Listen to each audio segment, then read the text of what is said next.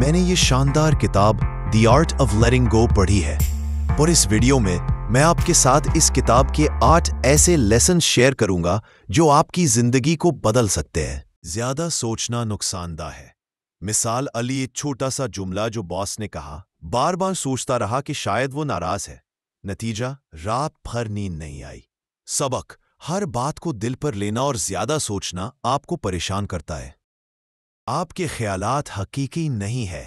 مثال، سارا کو خیال آیا کہ وہ ناکام ہے، مگر پھر اس نے سوچا کہ یہ صرف ایک لمحاتی خیال ہے، حقیقت نہیں۔ سبق، خیالات پر یقین کرنا ضروری نہیں، وہ آتے جاتے ہیں۔ چھوڑ دینا ایک انتخاب ہے۔ مثال، کامران نے پرانے دوست کی بے وفائی کو چھوڑنے کا فیصلہ کیا اور دل کا بوجھ ہلکا ہو گیا۔ سبق، معاف کرنا اور آگے بڑھنا سکون کی طرف پہلا قدم ہے۔ منفی خیالات کے چکر توڑے جا سکتے ہیں۔ مثال، جب زاہد کے ذہن میں منفی سوچیں آئیں، اس نے گہری سانس لی اور قرآن کی تلاوت کی۔ سبق، ہم ذہن کو مثبت سمت میں موڑ سکتے ہیں۔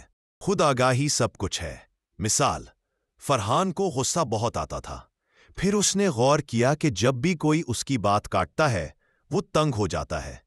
سبق، اپنے رویے کو پہچاننا تبدیلی کی بنیاد ہے۔ جذباتی آزادی کا آغاز قبولیت سے ہوتا ہے۔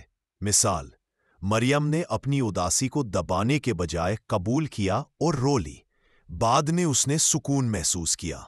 سبق، جذبات کو مان لینا ہی اصل راحت دیتا ہے۔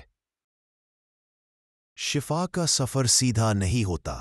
مثال، نعمان نے کچھ دن خود کو بہتر محسوس کیا، پھر ایک دن پھر سے اداس ہو گیا، مگر اس نے ہمت نہ ہاری۔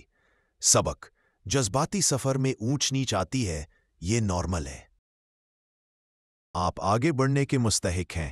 مثال، شبنم نے طلاق کے بعد خود کو بہتر بنانے پر توجہ دی اور نئی زندگی شروع کی۔ سبق، ماضی کو پیچھے چھوڑنا ہی نئے آغاز کی کنجی ہے۔